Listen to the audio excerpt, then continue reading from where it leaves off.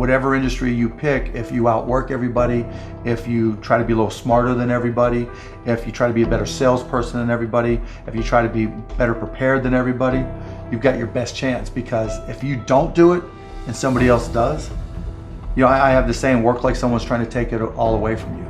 I actually work like someone's spending 24 hours, working 24 hours to take it all away from you.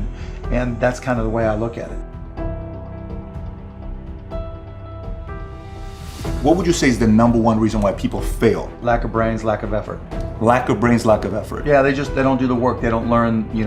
When you walk in the room, when you start a business and you start to talk about somebody, you're never in a vacuum with no competition.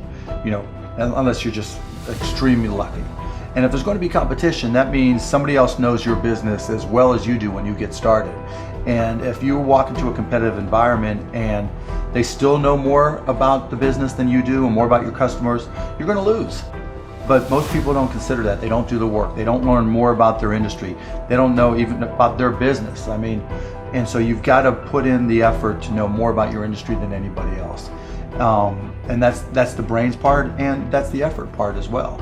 Because look, if you're competing with me, you better know what you're doing, otherwise I'm gonna kick your ass, and you're not gonna outwork me. And so, the combination is usually what kills businesses early on more than anything. You could, within a 5-10 minute interview, say, this dude's not gonna make it as an entrepreneur. Yeah, I can typically tell, right? I can tell by their passion, I can tell by their focus, I can tell by their preparation. There's a whole realm of things in any business. Here's the business you're in, and here's 1,000 things that influence whether or not you're going to be successful.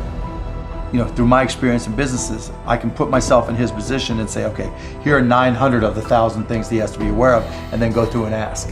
And by how many of those or her issues they've been able to address already, that kind of gives me a sense of how hard they're willing to work. And I can tell by the questions they ask me. So all I have to do is say, okay, what do you want to know?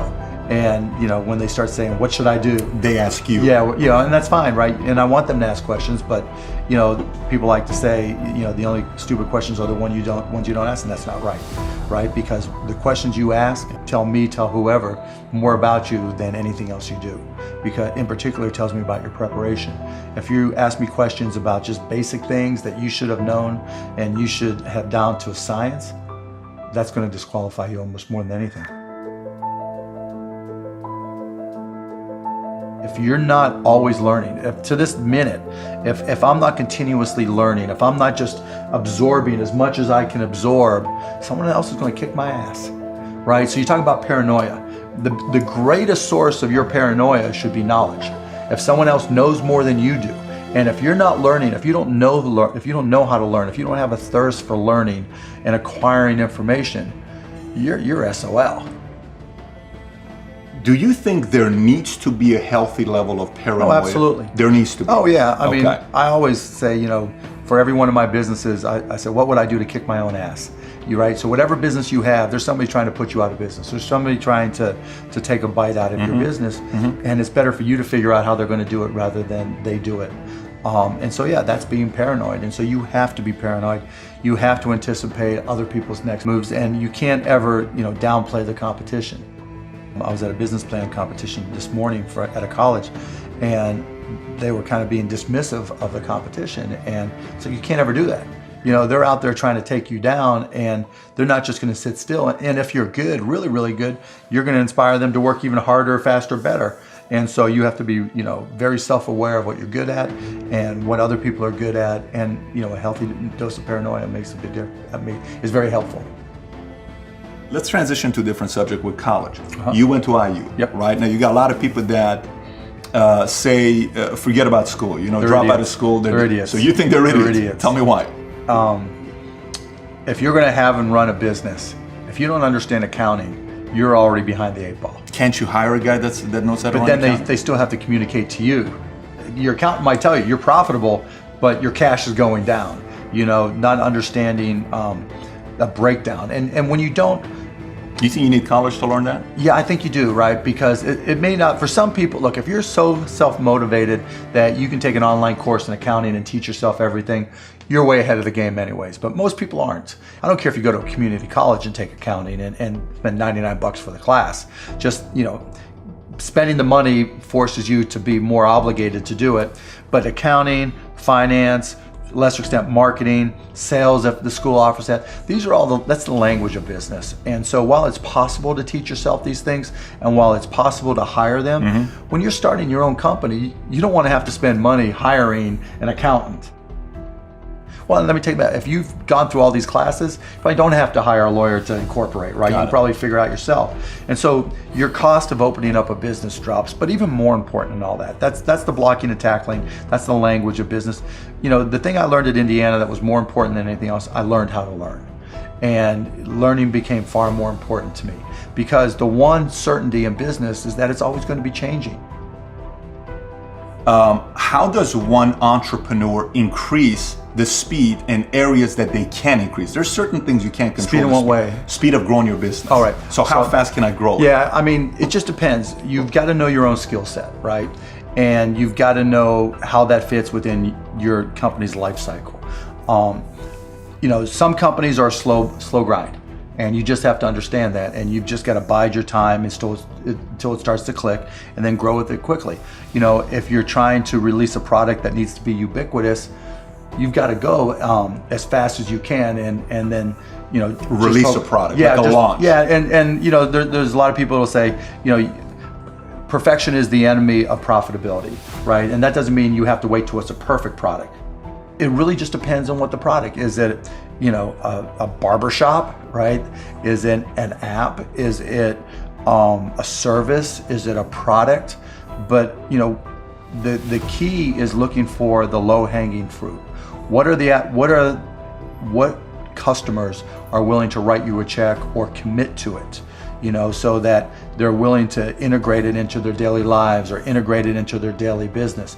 And so getting a commitment either through time or revenue is typically what I look for. And so if I can get a commitment, then I'm going to be able to learn. I'm going to see how they use it. Do they sustain usage?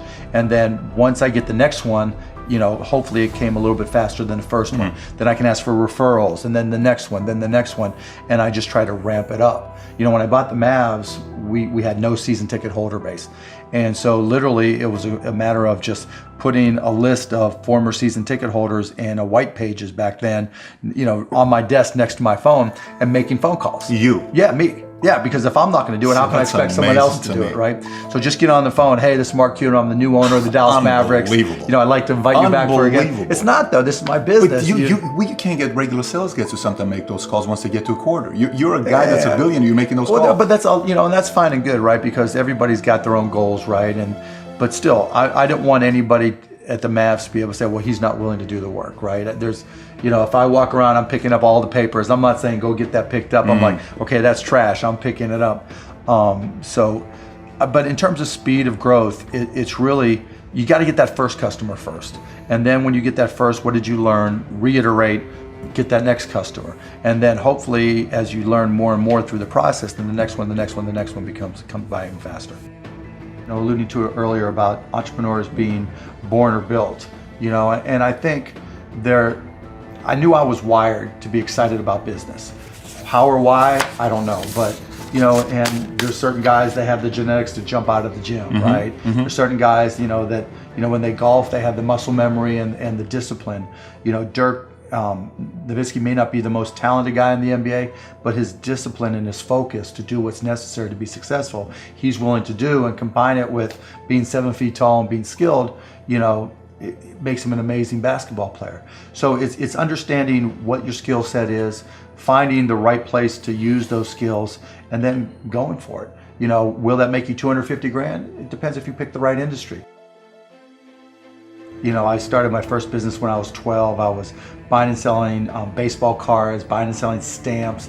Anything I could do to make money, I was hustling and trying to do. So I was into business, but I not so much where it was, all my friends were into it with me, so they wouldn't know.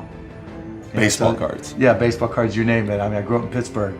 And so I would, probably even less than 12 years old, I would go out and buy a bunch of baseball cards that I collected, and I would package, I would say, okay, you're guaranteed to have a Pittsburgh Pirate in this package, and I would charge 3 times as much, and I'd set up on this park bench down in the park down in Scott Township where I grew up, and I'd have these little sales. and it was great. I made money, and I mean, it was, you know, and I learned as much about business when I was 9, 10, and 12 as I learned any other time.